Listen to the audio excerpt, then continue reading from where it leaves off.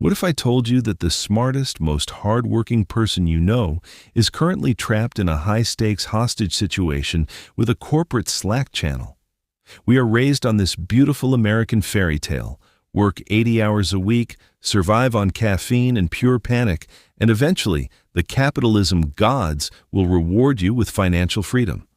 But the math is a total scam. You're sprinting on a downward-moving escalator, and nobody wants to admit that this relentless grind is exactly why working harder is keeping you comfortably broke. You're not failing because you lack ambition. You're failing because you're playing a rigged game with maximum effort. Today, we are breaking the matrix. We're going to expose the grand illusion of job security and map out the 4 secret quadrants where money actually lives. You'll finally understand the emotional programming that keeps your bank account stuck on repeat, the hidden architecture of automated business systems, and how the truly wealthy leverage assets instead of their own sanity. We are even going to learn how to completely rewrite our brains to start thinking like the bank before finally uncovering the exact step-by-step psychological blueprint needed to transition from a burnt-out bucket hauler to someone who gets paid while eating tacos on a beach. If you are tired of trading your finite life energy for paper rectangles, this is where the cycle ends. So let's get started. Chapter 1. The biggest lie about jobs. So, the other day, I was looking at my bank account, and I swear it looked back at me and just laughed. It wasn't a mean laugh. Just that disappointed paternal chuckle you get when you tell your dad you're going to make a living as a professional TikTok philosopher. And it got me thinking about the absolute grand illusion we've all been sold since the moment we learned how to color inside the lines. We are raised on this beautiful, shimmering, grade A American fairy tale. You know the one. Go to school, get good grades, rack up a small mountain of student debt that will outlive your family dog, and land that sweet corporate job with a 401k and a communal break-room fridge where people steal your oat milk. We view a good job as the ultimate financial holy grail, the fortress that protects us from the chaos of the world. But I'm going to tell you something that might make you want to throw your oversized, overpriced morning latte right at my face. Your job is a lie. Not the work you do, not the nice people in marketing, but the entire concept of a job as a vehicle for wealth and security. It is the ultimate financial optical illusion. We think we're building a life, but really, we're just building someone else's beach house while praying the corporate layoffs don't hit our department because we just signed a 2-year lease on a crossover SUV we can't afford. Let's be honest with each other for a second, because we're friends and someone has to say it. When you have a job, you are engaged in a daily high-stakes hostage situation where you are trading the only truly finite asset you own for a handful of paper rectangles. You are trading your time for money. And on the surface, that seems like a fair trade. You give them 40 hours of your week, closer to 60 if you count the soul-crushing commute and the hours spent staring at the ceiling at 2 a.m. wondering if that email you sent to your toxic boss had the right tone. And they give you a direct deposit every other Friday. It feels safe. It feels predictable. But it's a trap designed by geniuses because the math simply doesn't work. Think about it. You only have 24 hours in a day, even if you drink nothing but energy drinks and completely abandon the concept of personal hygiene. You can only work so many hours. Your earning potential is fundamentally capped by your physical existence. You've put yourself on an hourly treadmill, and the moment you stop running, whether you get sick, you want to take a 6-month sabbatical to find yourself in Bali, or your company decides to replace your entire department with an AI script written by a teenager in Silicon Valley, the money stops instantly. That isn't security. That's just a very organized form of financial vulnerability. We call it stability because it happens on a schedule, but a golden cage is still a cage, even if it comes with casual Fridays and free bagels once a month. We've been conditioned to crave this illusion of security because fear is an incredibly effective middle manager. From the time we are kids, The system grooms us to be excellent employees. Think about how school works. You sit in rows. You ask for permission to use the bathroom. You get rewarded for compliance and penalized for coloring outside the lines. Then you graduate and you enter a workplace that operates on the exact same psychological software. You are told to climb the corporate ladder. So you work late, you take on extra projects, you tolerate the passive-aggressive Slack messages from a supervisor who has the emotional maturity of a teaspoon, all in the hopes of getting that coveted 4% annual raise. A raise that, by the way, doesn't even keep up with the cost of frozen pizzas and rent at this point. You are playing a game where the rules are rigged against you, and you're playing it with maximum effort. It's like sprinting on an escalator that's moving downward. You're sweating, your chest hurts, you're missing your kids' soccer games, and you look up only to realize you're in the exact same spot you were 3 years ago, just with more gray hair and a mild prescription medication habit. The darkest part of the joke is what happens when you actually succeed at the job game. Let's say you're a rock star. You get the promotions, you become the senior vice president of Synergy and Spreadsheets. Your salary jumps into the 6 figures. You think you've won. But what actually happens? Uncle Sam shows up at your door with a giant vacuum cleaner. The tax code in America is written with a very specific sense of humor, and it absolutely detests employees. The harder you work and the more money you make as a W-2 employee, the higher the percentage they take from you before you even see the cash. You are paying the highest tax rates of anyone in the entire economic ecosystem. You are working from January to May just to fund the government's infrastructure projects and fighter jets. And because you're making more money, you undergo the classic American transformation known as lifestyle creep. You get a nicer apartment, you upgrade to a gym membership where the towels smell like eucalyptus, you buy the organic avocados. Suddenly, your expensive new life requires your expensive new salary just to stay afloat. You are now more trapped than you were when you were broke in college eating instant ramen on a futon. Back then, you had nothing to lose. Now, you have a credit score and a reputation to maintain. You can't leave the job you hate because the golden handcuffs are bolted to your wrists and the keys are in your boss's desk drawer. We look at people who don't have traditional jobs, the ones who seem to just wander around coffee shops at 11 a.m. on a Tuesday wearing linen shirts, and we assume they either have a trust fund or they're doing something illegal. We can't comprehend a life outside the matrix because we've been told that the only alternative to a job is poverty or chaos. But the real secret, the one that the guys flying private don't want you to think about too hard while you're filling out your self-evaluation form at work, is that true wealth is never, ever created by selling labor. It is created by owning assets. When you own a job, you own a temporary spot on someone else's spreadsheet. When you own an asset, you own a piece of the world that generates value while you are asleep, or eating tacos, or ignoring phone calls from your mother-in-law. The biggest lie we've been told isn't that hard work is bad. Hard work is great. The lie is that the job is the destination. It's supposed to be a launch pad, a temporary station where you gather capital and learn how the world works, not a 30-year life sentence with a commemorative watch at the end. So we sit at our desks, refreshing our banking apps, wondering why we feel so exhausted despite doing everything right. We feel like we're missing some secret passcode to the universe. We see the tech bros and the real estate moguls and the people who somehow made millions off a pet rock company, and we wonder what they know that we don't. We assume they're smarter than us, or luckier, or just lacked a moral compass. But it's none of that. They just stopped believing the lie. They looked at the corporate ladder, realized it was leaning against a wall that was about to crumble, and decided to build their own structure instead. They stopped asking how to get a better job and started asking how to escape the need for one entirely.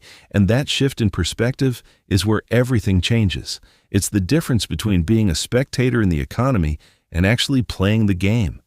Because until you realize that your job is designed to keep you comfortable enough to not leave, but never rich enough to be free, you'll keep running on that treadmill until your knees give out. And the worst part? The company won't even cry at your retirement party. They'll just post your job listing on LinkedIn before your body is cold. So the question isn't, how do you get a promotion next quarter?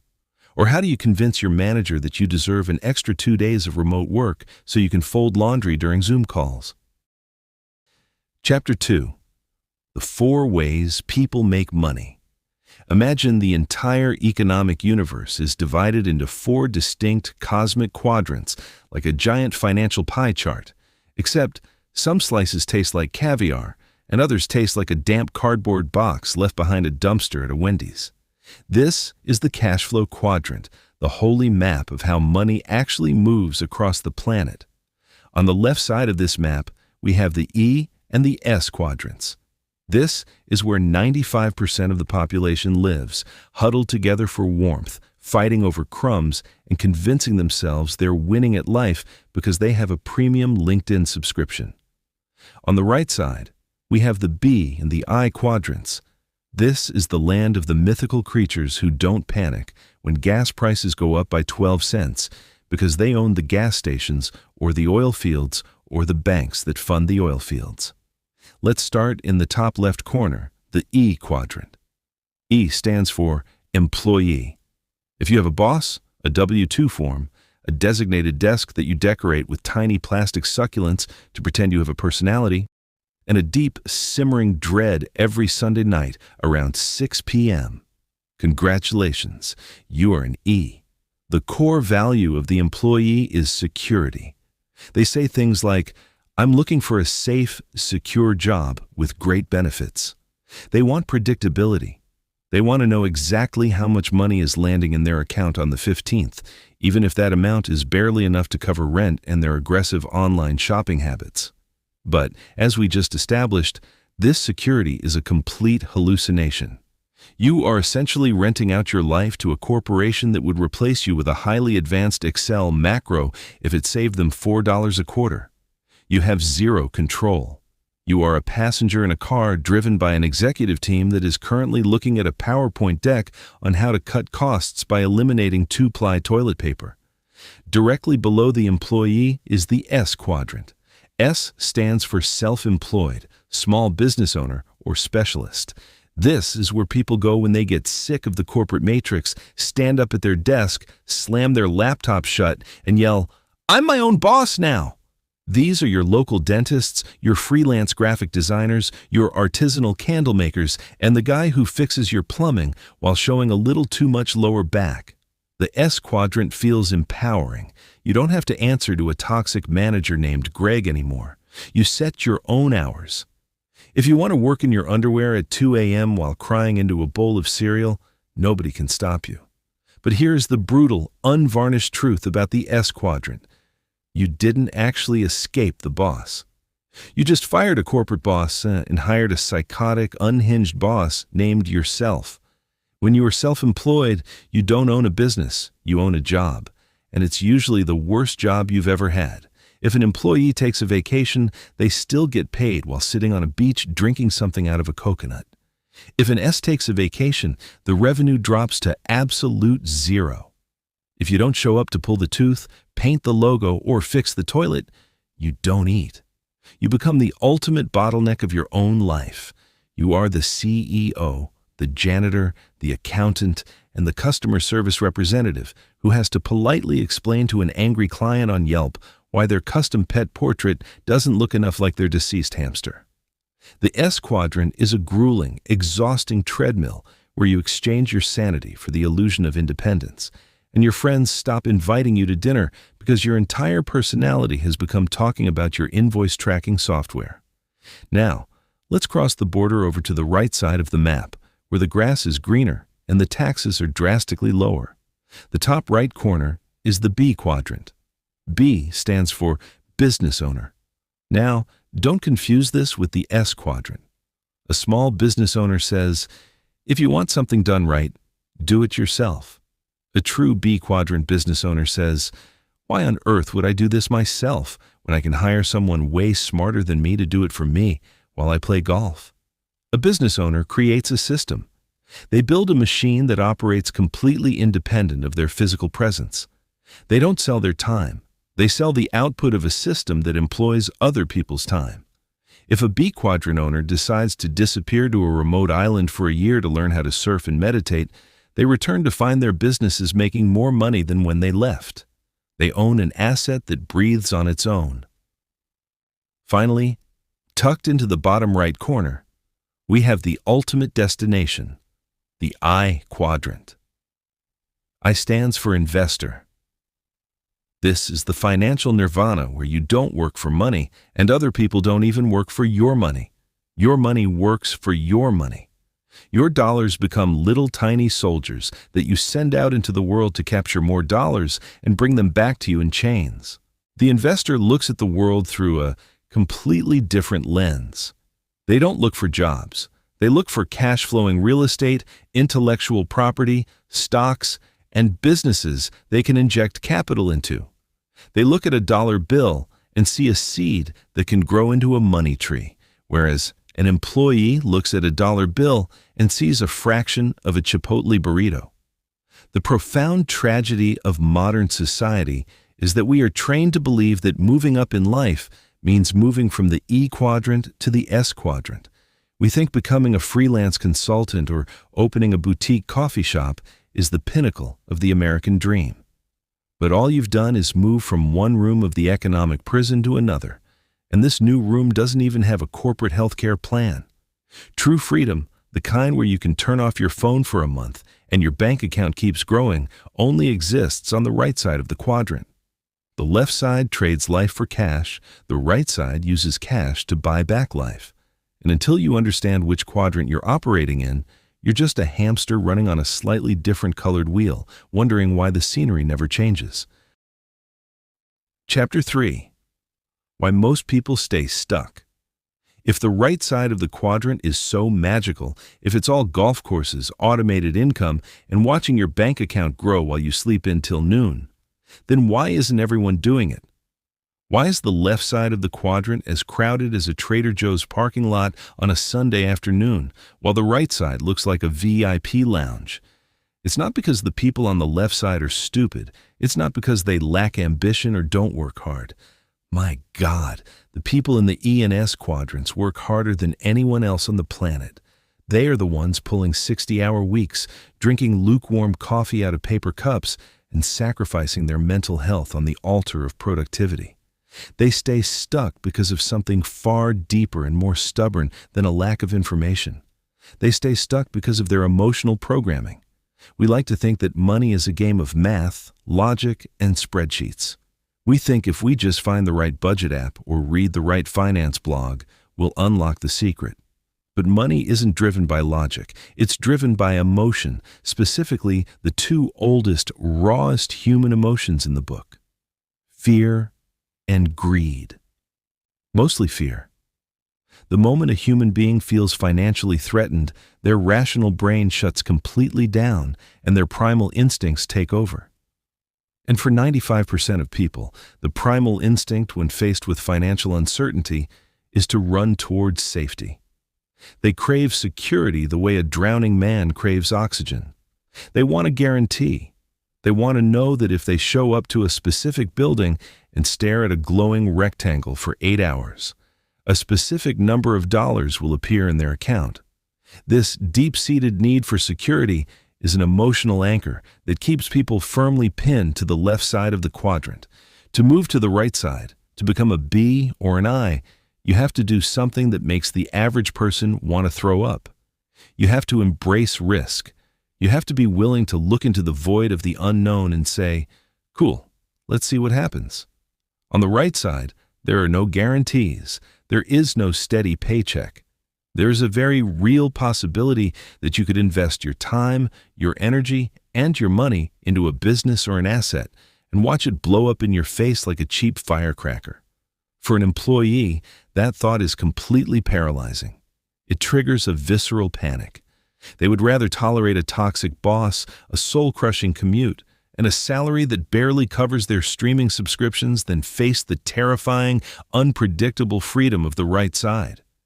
And let's roast the education system for a second, because they are the chief architects of this psychological prison. Think about how we are graded from the time we are 5 years old. If you make a mistake, you get a big, fat, red F stamped on your paper. You are penalized for failing. You are taught that mistakes are bad, shame-inducing things that mean you are stupid or lazy. But how does real-world learning actually happen? Think about a toddler learning to walk. They don't take 2 steps, fall on their face, and think, well, I guess walking isn't for me. I'll just crawl for the next 70 years. They fall down 1,000 times until their brain figures out balance. Failure is the literal operating system of human growth. Yet, by the time we graduate college, we are so utterly terrified of making a mistake that we become completely paralyzed. We choose the safety of a mediocre job over the risk of a spectacular life, because we've been conditioned to view failure as a terminal diagnosis rather than a necessary tuition payment to the university of real life. Then comes the social pressure, which is its own special brand of psychological warfare. The moment you tell your friends or family that you're thinking about quitting your job to build a business or invest in real estate, they don't celebrate you. They panic. They look at you like you've joined a weird cult. They say things like, "Are you sure that's safe?" Or, "What about your health insurance?" Or, "My cousin's husband tried that, and now he lives in his mom's basement." They aren't trying to hurt you. They love you. But their love is wrapped in their own financial trauma and fear. They can't comprehend why you would leave the comfort of the herd. If you stay on the treadmill with them, they feel validated. If you step off the treadmill, you become a giant walking mirror that reflects their own lack of courage back at them, and people absolutely hate how they look in that mirror. So they try to drag you back down into the crab bucket. We also have to talk about the addiction to immediate gratification. The left side of the quadrant offers a very quick dopamine hit. You work 2 weeks, you get paid. You can take that cash and immediately go buy a new pair of shoes, or order the expensive sushi, or upgrade your phone. It feels good right now. The right side of the quadrant requires a completely different psychological makeup called delayed gratification.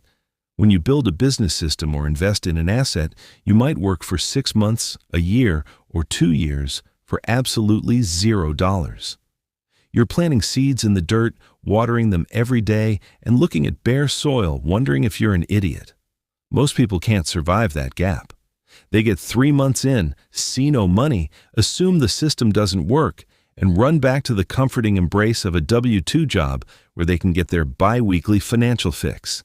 They trade their long-term destiny for short-term comfort, completely oblivious to the fact that they are trading their entire life away in increments of 14 days. Chapter 4. The Business System Secret.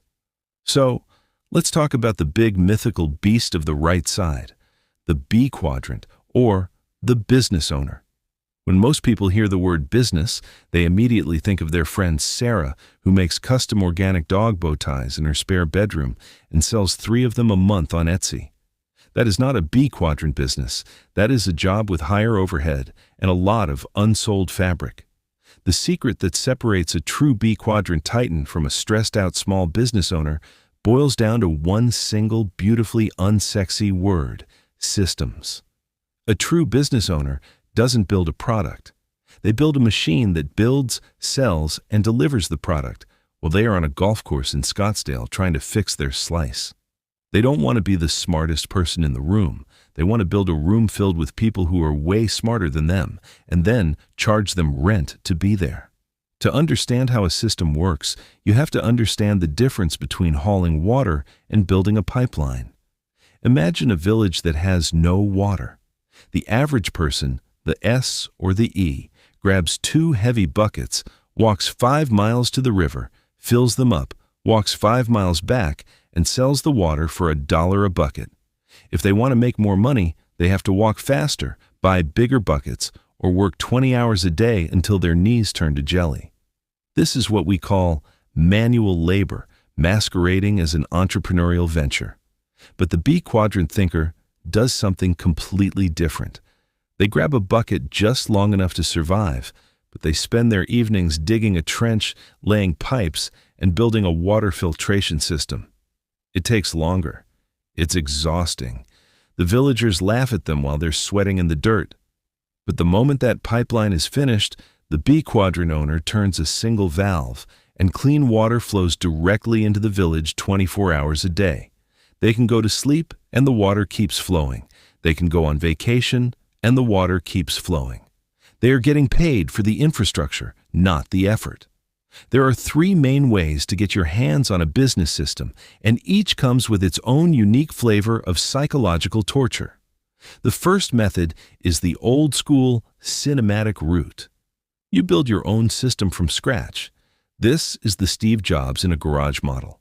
You write the software, you hire the employees, you create the operational manuals, and you pray to the gods of capitalism that the whole thing doesn't collapse under the weight of its own chaos. This is incredibly high risk. It's like trying to build a commercial jetliner mid-air while you're falling from 30,000 feet. You have to figure out how marketing talks to sales, how sales talks to operations, and why the guy in IT is spending 3 hours a day looking at vintage leather jackets on eBay. It requires a massive amount of emotional resilience, because everything that goes wrong is ultimately your fault. And your system will test you by breaking at 4:45 p.m. on a Friday before a long holiday weekend.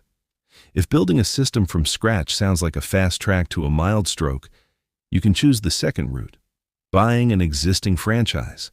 Think of a franchise like a business in a box or a paint-by-numbers kit for aspiring millionaires. When you buy a McDonald's, you aren't buying the rights to flip burgers. You are buying an incredibly precise, time-tested psychological system.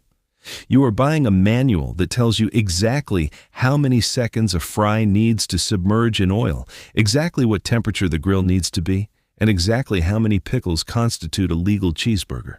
The system is so foolproof that it can be run entirely by 16-year-olds who would rather be doing literally anything else with their lives. The downside? Franchises are obscenely expensive. You need millions of dollars in liquid capital just to get a seat at the table, which means if you're currently checking your bank account to see if you can afford the extra guacamole at Chipotle, this option might be slightly out of reach for now. Which brings us to the third option, the one that makes people look at you sideways at Thanksgiving dinners. Network marketing. Now, before you roll your eyes and assume I'm trying to sell you energy drinks or essential oils that smell like lawn clippings, hear me out. From a purely structural perspective, network marketing is a way to buy into an existing business system for a fraction of the cost of a franchise. The system is already built. The corporate structure, the distribution, the products, the tracking software. It's all there. Your only job is to plug into the system and learn how to build a network of people. The real value of these organizations isn't even the product you're selling. It's the education. They are one of the few places in modern society that will actually train you to overcome your fear of rejection, learn how to communicate like a human being, and develop the thick skin required to survive on the right side of the quadrant. It's an emotional gym where you lift weights for your bank account. The ultimate goal of any of these systems is to remove you from the equation. If your business cannot run without you for 6 months, you don't own a business. You own an incredibly demanding, high-stress job where your boss is a lunatic who looks exactly like you in the mirror. The secret of the B quadrant is realizing that your time is a terrible asset to leverage. You have to learn to leverage systems, processes, and other people's talents. Until you can create an organization that operates on autopilot, you're just a highly glorified bucket hauler who happens to wear a nicer suit than the guy next to him. Chapter 5. How Rich People Invest Differently. So, let's talk about the mythical bottom right corner of the map, the I quadrant, or the investor. This is the place where the true financial sorcery happens. But before we dive in, we need to clear the air, because most people have a completely warped, Hollywood-inspired idea of what an investor actually is. When the average person hears the word investor, they picture a 24-year-old tech bro in a fleece vest, sitting in a high-rise office in Manhattan, staring at 6 computer screens covered in flashing red and green lines, screaming into a phone about buying the dip on some obscure cryptocurrency named after a dog. That is not investing. That is just high-stakes sports gambling for people who are allergic to sunlight and human contact. That is the financial equivalent of going to Las Vegas, putting your entire life savings on black, and praying to the universe that you don't end up sleeping on your sister's couch next month. The true investor, the one who actually understands the rules of the game, operates with the cold, calculated calmness of a professional chess player. They don't chase trends. They don't panic when the stock market has a temper tantrum because some politician tweeted something stupid at 3 a.m. They look at the world through a completely different psychological filter. The biggest difference between how the rich invest and how the middle class invests boils down to one fundamental concept that you probably didn't learn in high school economics: the difference between an asset and a liability. And I'm going to give it to you in the simplest, most unacademic way possible. An asset is something that puts money into your pocket every month, whether you get out of bed or not. A liability is something that takes money out of your pocket every month, no matter how hard you cry. This is where the grand middle-class American illusion completely unravels. We are raised to believe that our home is our largest and most important financial asset. You buy a house, you sign a 30-year mortgage that feels like a blood oath, you spend every weekend at Home Depot buying light fixtures and lawn fertilizer, and you proudly tell everyone at cocktail parties that you're investing in your future. But let's look at the actual math, because the math doesn't care about your feelings or your backyard patio. Every single month, that house demands a massive check for the mortgage. Then it demands property taxes. Then it demands insurance. Then the water heater explodes on Christmas Eve and demands $2,000 to stop flooding your basement. Money is constantly flowing out of your pocket and into the pockets of the bank and the utility companies. By definition, your personal home is not an asset. It is a giant, beautiful, emotionally comforting liability that you have wrapped in a bow and labeled an investment. The rich investor doesn't buy liabilities masquerading as assets. They buy things that generate positive cash flow from day one. If they buy real estate, they aren't buying a house to live in and pray that the neighborhood gentrifies in 10 years. They are buying an apartment complex where 12 different tenants are writing them rent checks every single month. Those rent checks cover the mortgage, cover the maintenance, cover the property taxes, and leave a nice, fat layer of profit sitting at the top that flows directly into the investor's bank account. They use other people's money to buy the building, and they use other people's rent to pay off the debt, while they sit back and collect the difference. They are playing a completely different game than the guy who works 80 hours a week just to make the payment on his suburban mansion and his luxury electric car. Another massive distinction is how the rich view money itself. An employee or a self-employed specialist looks at a dollar bill and asks, "What can I buy with this right now?" They see a new pair of sneakers, a flight to Miami, or a slightly larger television screen to numb the pain of their existence. They treat money as a consumer item. The investor looks at a dollar bill and sees a worker. They see a little employee whose entire job description is to go out into the economy, work 24 hours a day without complaining, and bring back more little dollar children. They don't want to spend their workers. They want to build an army of them. They understand that every time they spend money on a useless luxury, they are essentially firing a soldier who could have been fighting for their financial freedom. To survive in the first quadrant, you have to develop a psychological tolerance for ambiguity that would drive the average W-2 employee completely insane. You have to be comfortable with the fact that your money is tied up in things you can't necessarily see or touch every day. You have to learn how to read financial statements the way a doctor reads an X-ray. When an untrained person looks at a balance sheet, they just see a confusing wall of numbers and accounting jargon that makes them want to take a nap. When an investor looks at a balance sheet, they see a living, breathing story. They see where the cash is bleeding out, where the leverage is being applied, and whether the asset is healthy or terminal. They don't invest based on opinions, hot tips from their uncle, or emotional hype. They invest based on hard, cold numbers. And until you learn to separate your emotions from your capital, you aren't an investor. You're just a tourist in a very expensive casino, and the house always wins. Chapter 6. Think like the bank. Let's play a quick game of mental association. When I say the word bank, what's the first image that pops into your head? For most of us, it's a giant, imposing marble building downtown with bulletproof glass.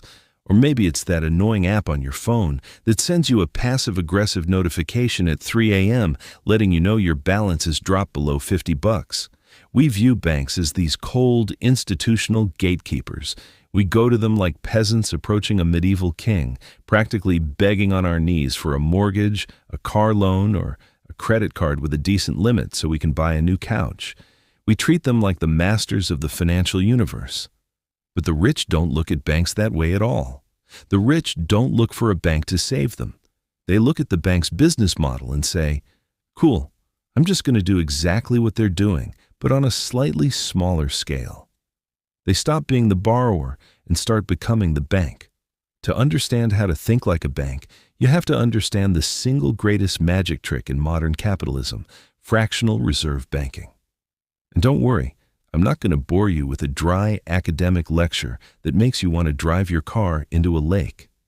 Let's look at how it actually works in real life. When you take your hard-earned paycheck from your W-2 job and deposit it into a savings account, the bank doesn't take that cash, wrap it in a rubber band, and place it gently into a vault with your name on it. They don't care about your money. What they do is take your deposit, keep a tiny, microscopic fraction of it, say 10%, and then lend the other 90% out to your neighbor so he can buy a jet ski he definitely can't afford.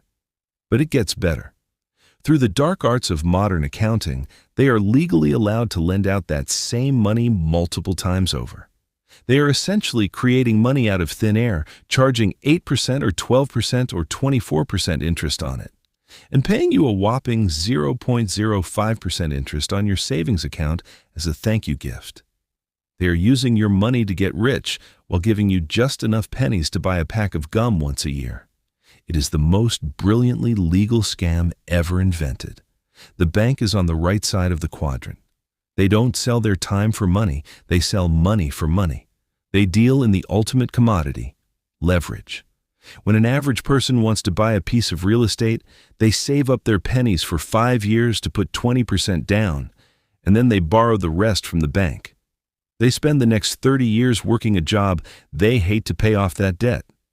They are trading their life energy to pay back a corporation that created the loan with a few keystrokes on a computer.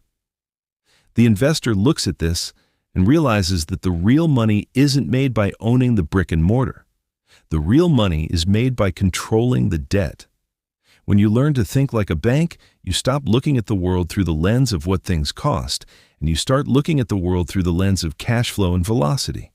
A bank doesn't want to own a house. They want the cash flow from the mortgage.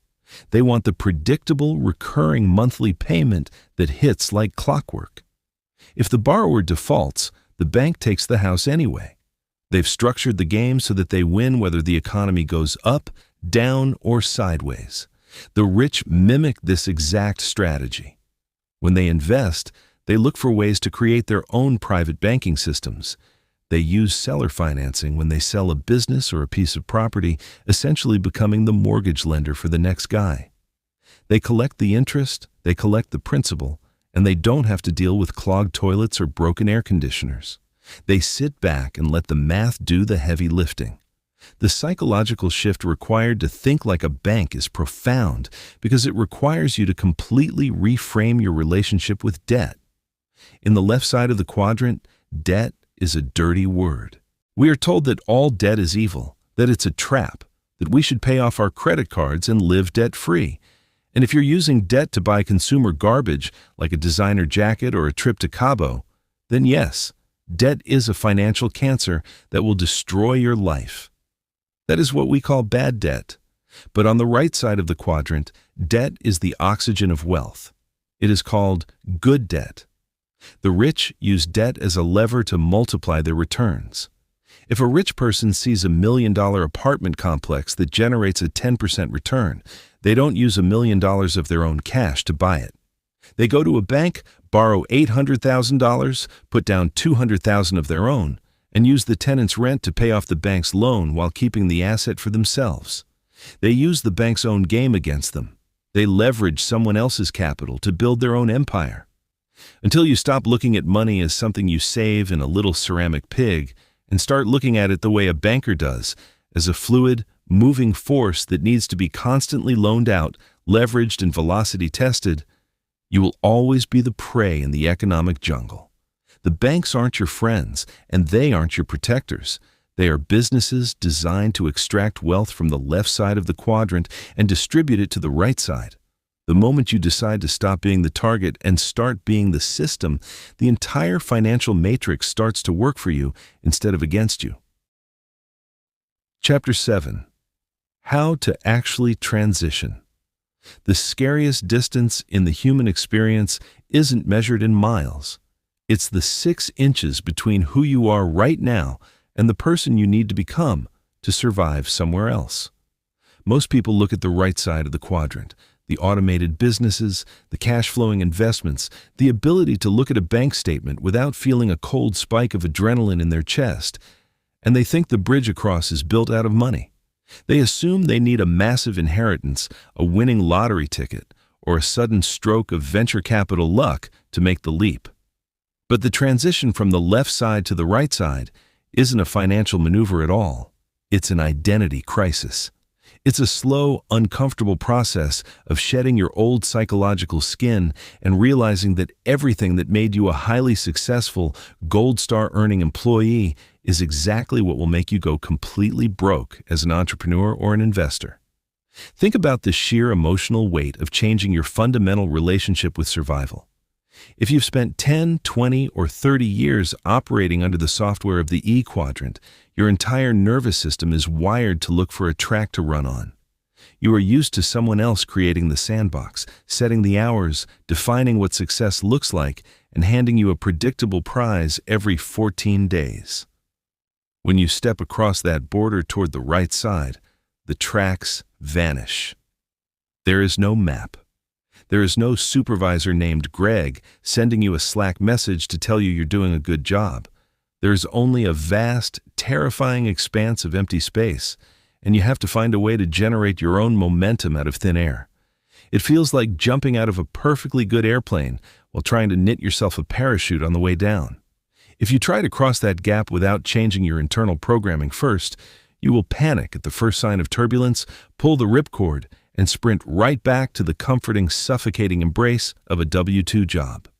The secret to making this transition without losing your mind or your life savings is to start small and allow yourself to be a complete idiot for a little while. We live in an American culture that is absolutely obsessed with the grand gesture, the cinematic moment where you stand up in the middle of a corporate meeting, tell your toxic boss exactly what you think of him, slam your badge on the table, and walk out into the sunset to start your empire. It looks great in a 2-minute movie montage set to an upbeat rock song, but in real life, that is a fantastic way to end up unable to pay your rent, eating expired canned beans, and crying yourself to sleep on a mattress on the floor. The smartest transitions happen quietly, in the dark, during the hours when everyone else is binge-watching reality TV or arguing with strangers on the internet. You don't quit your day job to cross the quadrant. You use your day job as the venture capitalist that funds your transition. You work your 40 hours a week to pay for your bread and butter, and then you spend your evenings and weekends building your pipeline, studying financial statements, and learning how to think like a bank. This means you have to actively seek out places where you can fail cheaply and frequently. You have to find environments that don't punish mistakes with a red F or a corporate pink slip, but instead treat failure as the necessary raw data of growth. Whether that means joining a network marketing organization just to build a thick skin against rejection, starting a tiny side hustle that only makes $50 a month, or buying a single cheap piece of real estate just to understand how a lease works, you need an emotional gym. You have to lift the heavy weights of uncertainty until your psychological muscles adapt to the strain. You have to get used to the feeling of planting a seed in the dirt and not seeing a single green shoot for months on end, completely retraining your brain to abandon the quick dopamine hit of immediate gratification in exchange for the quiet, enduring power of delayed returns. And as you begin to navigate this messy middle ground, the entire landscape of your life starts to come into a strange, sharp focus. You look back at where you started, and you realize that the biggest lie wasn't just about the jobs or the corporate ladders we were told to climb.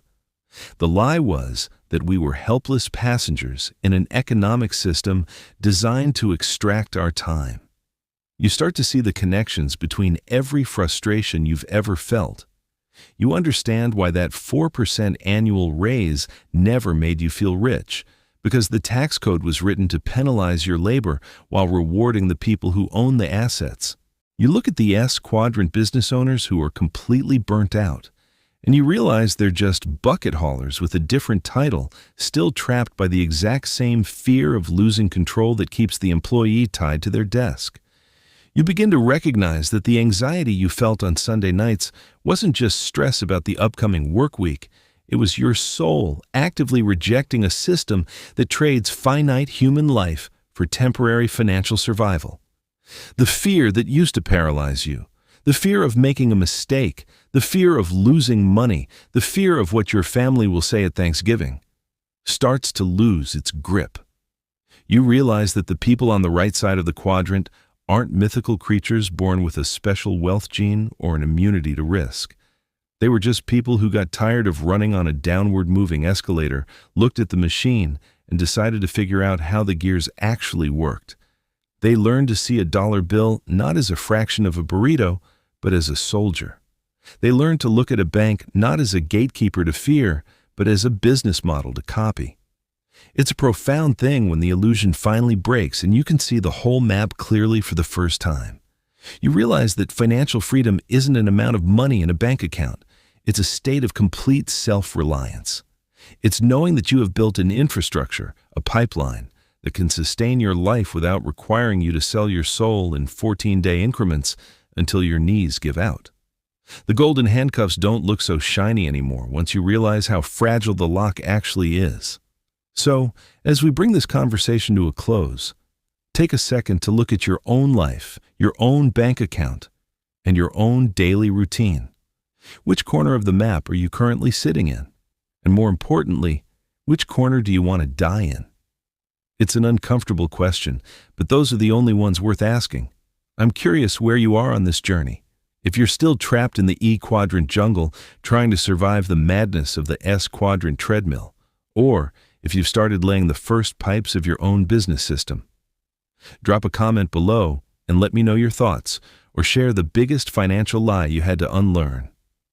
It's a long path, but it's a lot easier when we're all laughing at the absurdity of the game together. If this chat brought a little value to your day or made you look at your morning coffee expenses a bit differently, go ahead and hit that like button and subscribe to the channel. It helps keep the lights on over here, and it lets me know we're on the right track.